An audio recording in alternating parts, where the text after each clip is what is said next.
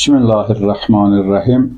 Salam əziz izləyicilər. Günlərdir ki, Adnan Əhmədzadə həbsi həm ölkə gündəmini, eyni zamanda bəzi beynəlxalq medialarda da rast gəlirik, zəbt eləyib. Sən demə, Adnan Əhmədzadə adlı şəxs uzun illər SOCAR-da məlum vəzifə tutub. 2023-cü ildə həmin vəzifəsindən azad edilib, amma onun deməli son günlər böyük bir cinayətə bulaşdığı və Azərbaycanın Azerlight markalı neftinə Rusiyanın keyfiyyətsiz neftini qarışdıraraq satdığı və nəticədə beynəlxalq aləmdə Azərbaycanın imicinin korlandığı üçün o cinayət məsuliyyətinə cəlb olunub və Azərbaycan dövləti tərəfindən həbs olunub. Əslində bu həbsdən sonra Adnanın yüksək yaşayış səviyyəsi, onun xərclədiyi milyonlar və xüsusən xanımının paylaşımları Azərbaycan xalqını çox ciddi şəkildə pəjmürdə edib. Cəmiyyət demək olar ki, böyükdən kiçiyə hamısı bu mövzunu müzakirə eləyir. Əslində Adnan Əhmədzadə özü və onun törətdiyi hadisələrin Azərbaycan xalqına və Azərbaycan cəmiyyətinə qətiyyən aidiyyəti yoxdur. Ona görə ki, Azərbaycanın təbii sərvətləri olan neft Azərbaycan dövlətinə, Azərbaycan xalqına qəti əlaqəsi yoxdur və dəfələrlə bu barədə açıqlamalar verilib və tam şəkildə, rəsmi şəkildə bildirilib ki, neft və digər qaz və digər təbii sərvətlər, qızılı, pambığı və s. bütün bunların hamısı bir ailəyə məxsusdur, Əliyev hakimiyyətinə aiddir, Əliyev ailəsinə məxsusdur. Onlar istədiyi kimi davranırlar, istədiyi kimi xərcləyə bilərlər və s. Biz, məsələn, İlham Əliyev ailəsinin xərclədiyi pulların miqdarını artıq deməli, unutmuşuq. Xarici ölkələrdə elə bir ölkə tapa bilmərik ki, əlbəttə ki, tanınan və inkişaf etmiş ölkələrdən söhbət gedir. O ölkələrdə İlham Əliyevin ailəsinə məxsus hər hansı bir obyekt və yaxud da villa olmasın.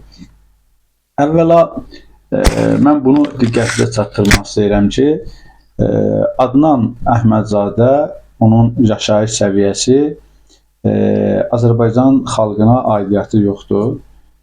Çünki Azərbaycan xalqına neftlə bir bağlılığı yoxdur. Əgər neftlə bağlılığı olsaydı, Azərbaycan xalqı bu gündə yaşamazdı. Bu özü də bir provokasiyadır bəlkə də hökumət bundan bir insanların həqiqi problemlərdən insanları azdırmaq üçün bunu biraz da işıqlandırır, biraz da gündəmə gətirir və s. və ilə axır. Amma biz eyni zamanda bu hadisənin, yəni Adnan Əhmədzadə deməli, əgər onun haqqında ittiham irəli sürüb, həmən ittiham məhkəmə tərəfindən öz həqiqətini taparsa, bu Azərbaycanın beynəlxalq imici üçün çox böyük bir deməli, ziyan toxundura biləcək bir hadisədir.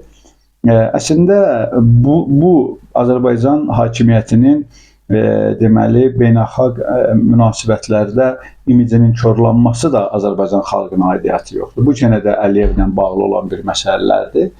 Çünki artıq Azərbaycanda dövlət, hakimiyyət bunlar birləşərək cəmiyyətdən, xalqdan tamam böyük bir məsafədə aralaşıb. Azərbaycanda dövlət və hakimiyyət artıq vahid bir əldə cəmləşib və hakimiyyətin başında duran Əliyev istədiyi kimi dövlət resurslarından özü üçün istifadə edir.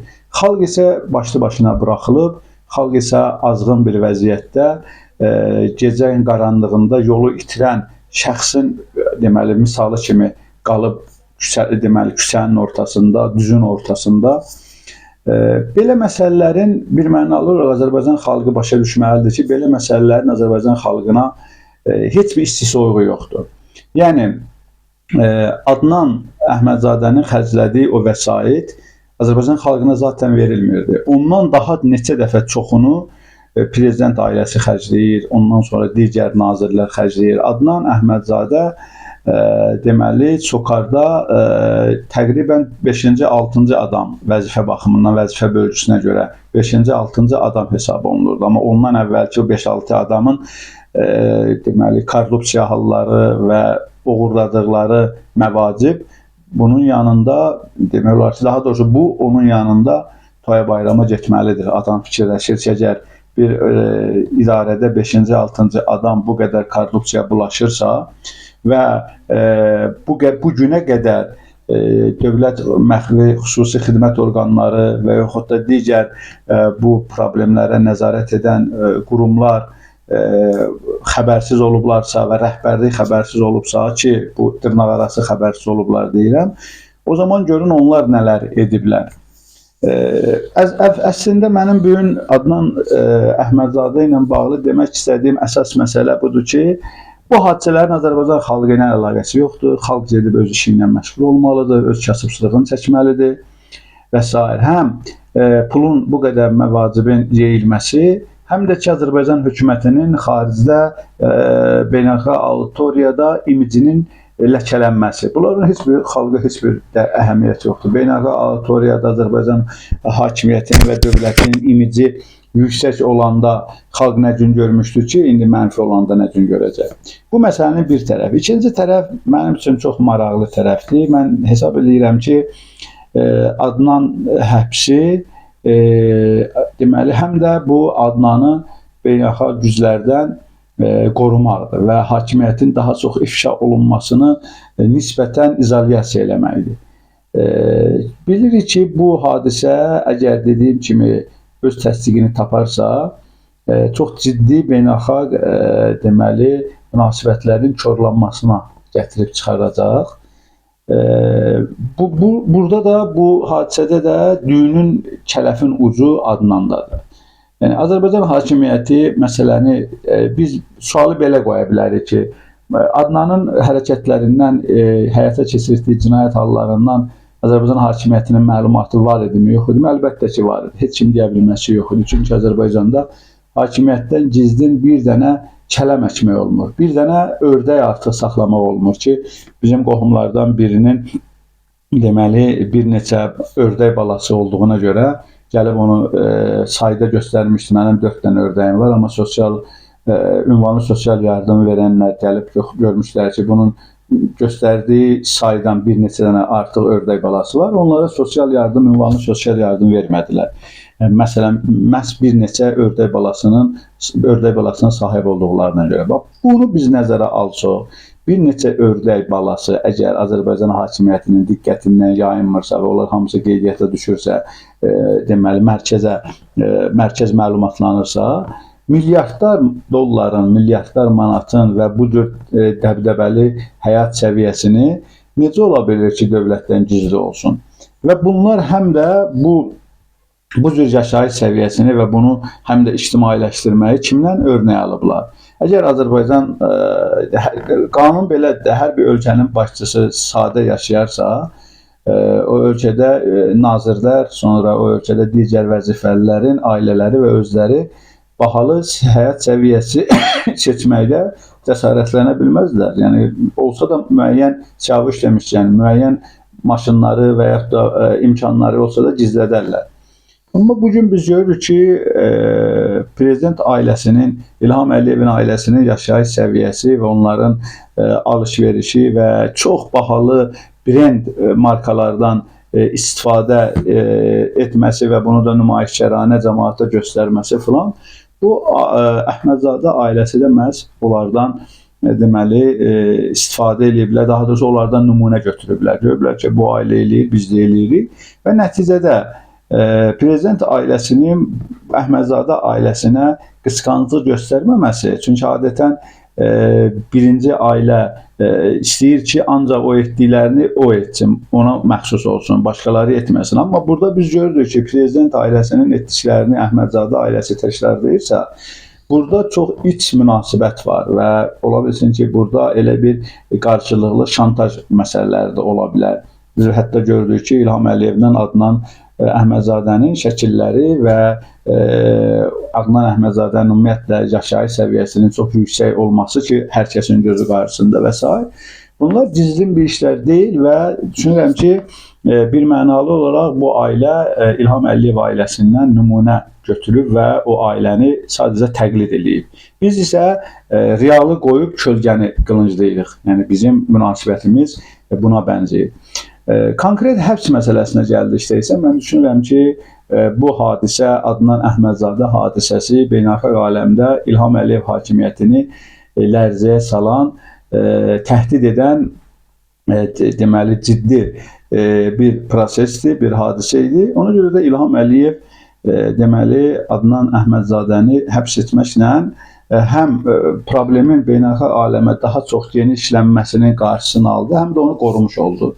Çünki o əgər başqa ölkələrin deməli hüquq mühafizə sistemləri tərəfindən əgər dindirilsə və mühakimə edilsəydi, o məcburdur ki, İlham Əliyevin, yəni Azərbaycan prezident ailəsinin gizli sirlərini sahib olduğu qanunsuz varidat haqqında məlumatlar versin, izahatlar versin. Buna məcbur olacaqdır. İlham Əliyev də əslində bunu, bu cür prosesləri, bu cür biabırçı ifşaların qarşısını almaq üçün Adnan Əhmədzadəni həbsə alıb və onun həbs həyatının deməli digərlərinin həbs həyatına bənzədilməsi ümumiyyətlə yanlış bir şeydir. Mən düşünürəm ki, bunun həbsi deməli çöldən daha rahat və həm də onun güvəni üçündür. Onun deməli İlham Əliyev Adnan Əhmədzadəni düşünürəm ki, məhz qorumaq üçün həbs edib. Bu reallıqdır. Amma biz yenə də növbəti deməli dövrlərdə bu prosesin necə getdiyini izləyəcəyik. Bu qədər olan, bu günə qədər olan vəziyyət bundan ibarətdir ki, bu hadisələrin Azərbaycan xalqı ilə qətiyyən əlaqəsi yoxdur. Xalq yenə gedib öz kasıbçılığının dərdini çəkməlidir. Bu köləlikdən qurtulmağın yolunu fikirləşməlidir. Adnanı həbs elədilər, xalq köləlikdən qurtulmur. Xalqın cibinə nəsə gəlib girmir, xalqın qarnı doymur və s. və ilə axır. İkinci məsələdə Əhmədzadə ailəsinin və xüsusən Adnan Əhmədzadənin qorunması üçün hesab edirəm ki, bu həbs prosesi baş tutub. Ümid edirəm ki, bu hadisə İlham Əliyev hakimiyyətinin deməli süqutu üçün başlanğıc ola bilər. İnşallah belə zalim rejimlərin iflası və ifşası mütləqdir. Düşünürəm ki, bu Əhmədzadə olayı da Əliyev hakimiyyətinin ifşası və iflası üçün bir başlanğıc olacaq. Əssalamu aleykum və rəhmətullahi və bərəkatuhu.